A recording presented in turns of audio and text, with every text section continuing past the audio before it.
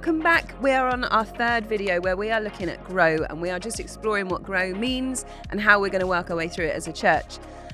This video today, we're going to be talking about monthly habits. So we've talked a lot about stories and how there's a lot of stories all competing for our attention in life. And one of those stories is consumerism. Gareth, tell me about consumerism.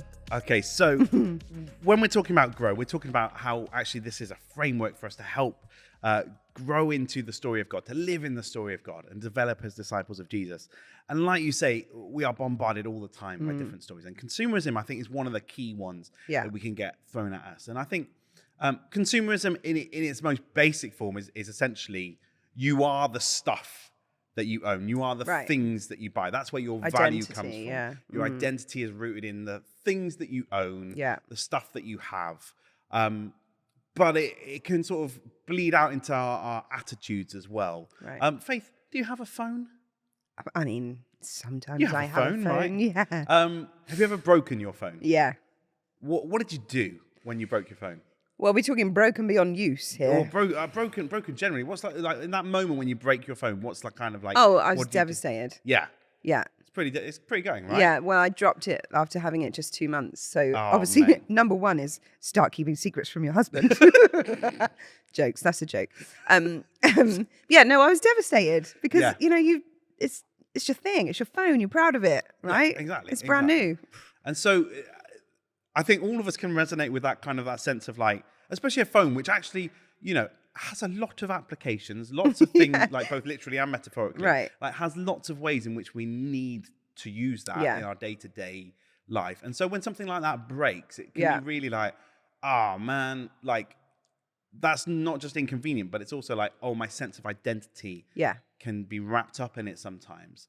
And so the sort of the go-to feeling, I broke my phone once and I got given like this, I sent it off to the insurers to get it fixed, but the phone they gave me back was like this like old school Nokia 3310, which is indestructible, but oh man, did I feel like an absolute nerd. Yeah.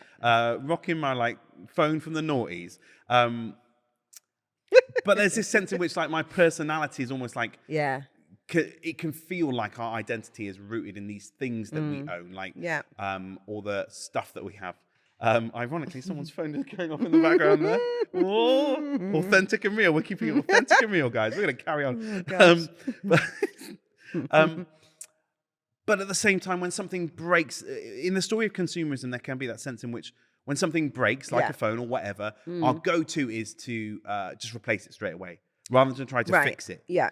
Rather than trying to like do the hard yards of fixing the problem. It's like, I'll just get a new one. I'll get it on insurance, or I'll just shell out the money to get a new one, because actually it's that important to me. Yeah. And so that can be part of what consumerism does to us. And it can, one of the great problems with consumerism is that it's not just limited to stuff and to things and to money, but it actually can bleed out into how we treat other people. Yeah. And so if we treat other people as things to just like help us, then when people stop being helpful to us, then we just get we're rid. more likely to just and replace. Get rid and replace, right? And this is how actually we do see this playing out in lots of different arenas in our culture, where we can kind of that thing doesn't bring value to my life anymore, so I get rid of it. But doesn't it sound like that sounds ridiculous when you're talking about people, and yet I think we do it. Yeah, 100%. Yeah. But when you say it out loud, it sounds crazy. Yes.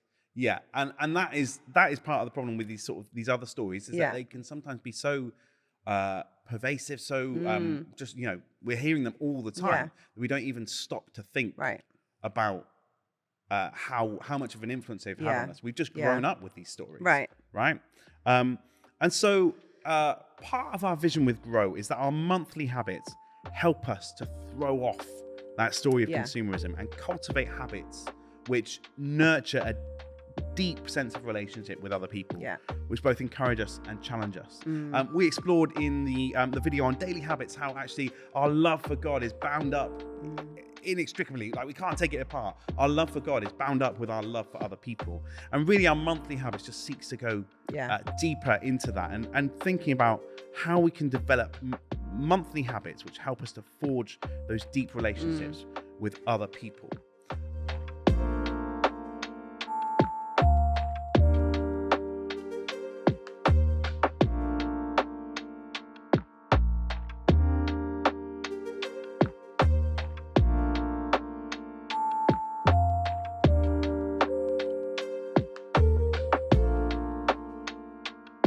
So as we think about that, what does it look like for our monthly habits to be places and spaces where we can really grow in our depth with other people, grow in relationship with other people, to the point where we can encourage and challenge other people and be encouraged and be challenged by other people without kind of that sense of like, oh, this is ouchy, this is this is not convenient anymore. I'm going to get rid. Right.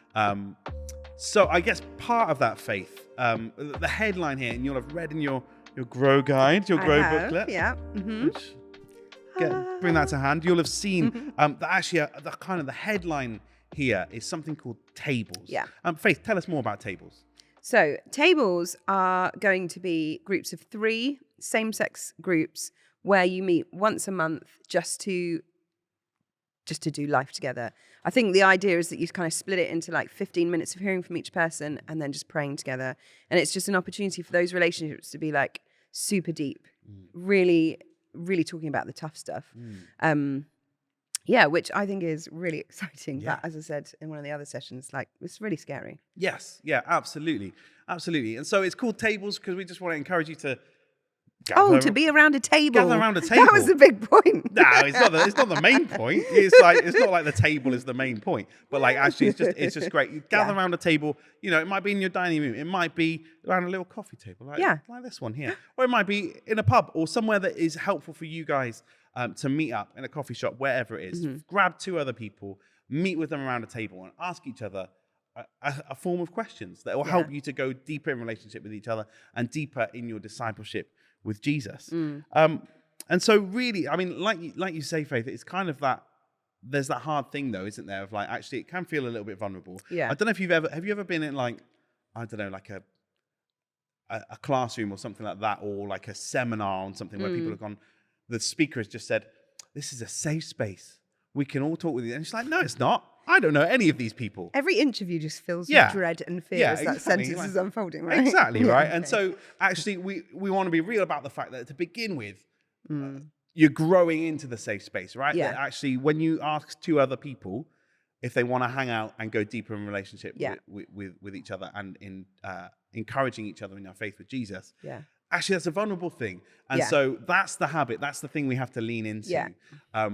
But it's also that sense of like actually persisting with each other, not having that moment where you go, no, this isn't working, and chucking it away. That's the story of consumerism. The story of Jesus is that you persist with other people and you try and go into that depth with other people. Well, and I think in acknowledging that it might take time. Yeah. Like your first table meeting probably isn't going to be the most in-depth and vulnerable. Like, yes, you need to push yourself and you need to be bold in stepping out in that. But actually, as that relationship grows and deepens, that vulnerability will become a lot easier. And so you have to invest, you have to persist, you have to persevere with it. Otherwise, you're expecting everything in no time at all. Yeah, and it does take time. Yeah, absolutely. So it's about acknowledging that and being kind to yourself and saying, hey, this is going to take me time. And that's okay. Absolutely. Yeah. Absolutely. And I think that's a really key point. Yeah.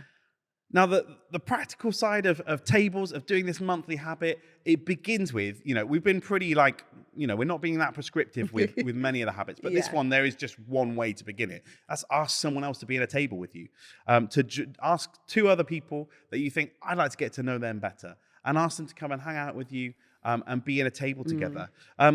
If that, if you'd like some help doing that, we can put you in touch with, get in touch with us and we'll do our best to help out. But actually, it might be that your Bay group is a great place to start. It doesn't have to be the place to start, but it can be if there's 2 people you get on really well within your Bay group and you're like, oh, that's the obvious people, then go for it. But if there's other people in the life of the church that you think, actually, no, I'd love to get to know them more, go for it. Yeah. So I think that's kind of the starting point.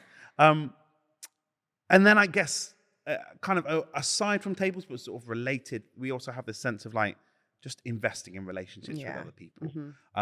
What does it look like to cultivate a habit of investing in relationships with other people? Faith, what do you think it could look like to kind of just really intentionally invest in ways where sort of depth can grow with other people, sort of in that monthly sense? I mean, I think it's about time, isn't it? It's about giving yourselves time. And also giving yourself space. Like it's great to meet someone regularly, but actually if you're always going to the cinema, like chances are you're not having conversation and that relationship isn't going to grow. So it's about giving yourself a space where you can talk and you can get to know each other. And just, I think intentionality with all of these habits is really key. Yeah. And, sometimes it all goes out the window, doesn't it? You fail on your habit or whatever. And then it's okay though, because we're going to be intentional tomorrow. Yeah. Or intentional next week or intentional next month. And it's just about persisting and keeping going, keep making that space, keep prioritizing. Yeah. Absolutely. And I think it's about recognizing that, again, it will look different for each of us at different stages of life. Yeah. So it might be that going for a coffee with someone in the middle of the day, that's the deep, that's the best time to do depth in relationship. It might be that for some of us, am I allowed to say going for a pint as a vicar? Am I allowed to say that? I think so. All right. Going for a pint with someone and hanging out. Only one. Okay. But going for a pint and hanging out in the evening, that might be where the deep conversations happen. It might be that for you, it's inviting someone around for dinner, or actually, and there's kind of we can draw a bit of a distinction between like inviting someone around for dinner in a kind of like entertaining way, and like we do this where you just sort of like tidy everything away, make it look like your house is like that all the time, because you're getting to know someone, and that's fine.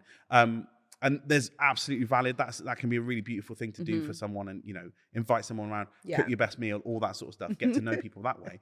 There's also that kind of I would argue that can be that's a good way of starting those relationships, but actually that kind of inviting people to just join in with what your rhythm of eating or your family's rhythm of eating is, and sort of, I guess, hospitality as opposed to entertaining. Yeah. Just welcoming people. We've done this with our own families, haven't we? Right, Faith? we have. Where like we've invited your family to come and eat with us, and it's just been chaos. It's and madness, that's fine because we've got great. 5 children sat around the table from the ages of like 3 to 15 or something like that, and it's chaos, but it's beautiful, and that's where the depth of relationship can come from. Definitely. It's just kind of being together. And so that might be a habit that for you works really well, but you will work out, have space to kind of think, what does it look like to go deeper with other people? What are the spaces that work for you where you're at?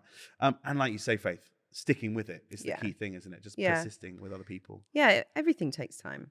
Like nothing falls into place, or very rarely falls into place on like the first try. So just keep going. Yeah, absolutely. And building those robust relationships where we can encourage and challenge one another. Yeah. It takes time, like you say. And so I think with that, my encouragement to you is to not rush it. Yeah. Because again, that story of consumerism will say instantly you should be able to get, if it can't be delivered on Amazon Prime within 24 hours, is it really worth bothering with it, right? Don't give up on other people, don't give up on people. Again, if it's broken, chuck it away. That's the story of consumerism. Actually, we're not saying we want to rush it. We're saying, let's take our time on it. Yeah. Other people are worth investing in. You are worth investing in and being known and being loved. So don't give up on other people. Don't rush it. And don't give up on yourself. And those are kind of our encouragements as you begin to think, as you begin to tease out and explore what your monthly habits could look like. As we journey together through Grow, as we journey as a Bay Church family into this story of God in more depth, and as we grow together.